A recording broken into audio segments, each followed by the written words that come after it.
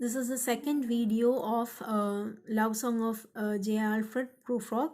And now we are going to read the remaining lines. Shall I say I have gone at dusk through narrow streets? Shall I tell the story of my days and my ways? And watch the smoke that rises from the pipes of lonely men in shirt sleeves leaning out of windows. So he says that some people bring party with him, but he is a sort of a person who brings loneliness with him.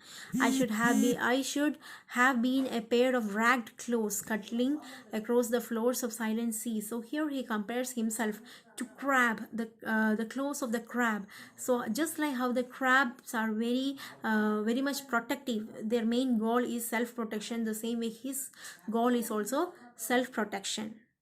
And the afternoon, the evening sleeps so peacefully. So Prufrock is confused with past, present, and future, smoothed by long fingers, asleep, tired, or with maligners, stretched on the floor here beside you and me. So he's pretending to be very much tired. Should I, after tea and cakes and ices, have the strength to force the moment to its crisis? So he's thinking whether he have that strength enough. He's feeling very lazy, whether he have the strength enough to ask that overwhelming question. But though I have wept and fasted, wept and prayed, though I have seen my head brought in upon a platter, I am not prophet. So he says that don't confuse him to be a prophet, just like John the Baptist, whose head is brought on the plate. Don't confuse him to be a prophet by what he talks.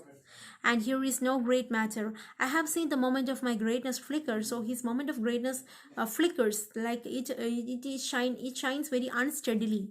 And I have seen the eternal footman hold my coat and snicker, and in short, I was afraid. So he knows that death will surely one day come and take him away. And would it have been worth all after all? After the cups and marmalade and the tea, among the porcelain, among some talk of you and me, would it have been worthwhile? See, he's thinking whether all this is worth enough.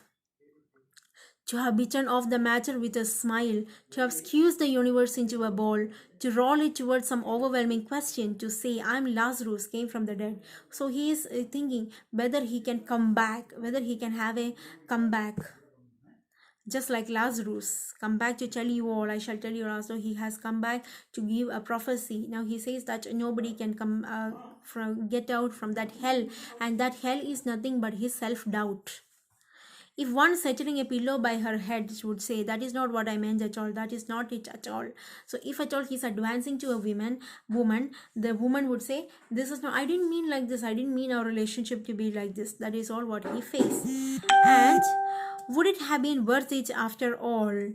Would it have been worthwhile after the sunsets and dooryards and sprinkled streets, after the novels of the teacups, after the skirts that trail along the floor, and this and so much more? So he spends time with this women, but then at the end they will say this is not what they meant. They didn't mean him to like extend their relationship a step further, and this and so much more. So he's totally incapable of telling what he means. It is impossible to say what I mean, but as if a magic lantern threw the nerves in the pattern on a screen.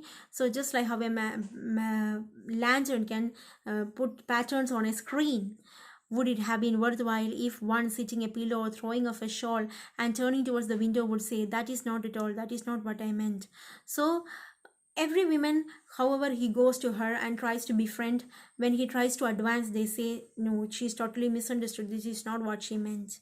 No, I am not Prince Hamlet. I am not Prince Hamlet to do procrastinate things, nor what it was meant to be. I am an attendant lord. So he compares himself to Polonius, one that will do to swell a progress, start a scene or to advise the prince. So Polonius is a character that has begun one or two scenes, and then he even advised this Prince Hamlet. So he prefers to be an attendant Polonius rather than the Prince Hamlet who procrastinates. No doubt an easy told differential, glad to be of use. Politic, cautious and meticulous. So Polonius have been a great person who is greatly respected, full of high sentence, but a bit obtuse, at times indeed almost ridiculous, sometimes like a fool. So he feels like sometimes he is not understood by people, sometimes he acts like a fool. Fool in the novel is a fool in a drama is sometimes Shakespeare presents fool like a very philosophical person. I grow old, I shall wear the bottoms of my trousers rolled. So he says that he can no longer hide the fact that he is growing old. And then I will put my trousers rolled. He says that he will try to be an assertive person, a confident person, one who, even though it is comical, one who makes some minor decisions. Shall I part my hair behind? Do I dare to eat a peach? I shall wear white flannel trousers and walk upon the beach. I have heard the mermaid singing east to west. So he is like the small small decisions that he makes in life, that is being said here. And then he says he have heard mermaids singing. I do not think they will sing to me. And he thinks that the mermaids will not sing for him. I have seen them riding seawards on the waves, combining the white hair of the waves blown back. So the waves are compared to old people. When the wind blows the water white and black, we have lingered in the chambers of the sea by seagulls wreathed with seawards red and brown. So he is imagining all those things, seagulls with the seaweeds and all, till human voice wakes us and we drowns. Till he hears some voice that wakes him up, and then it was all but just a dream. And then he says, we drown in the dreams. That is this poem all about. Okay, thank you.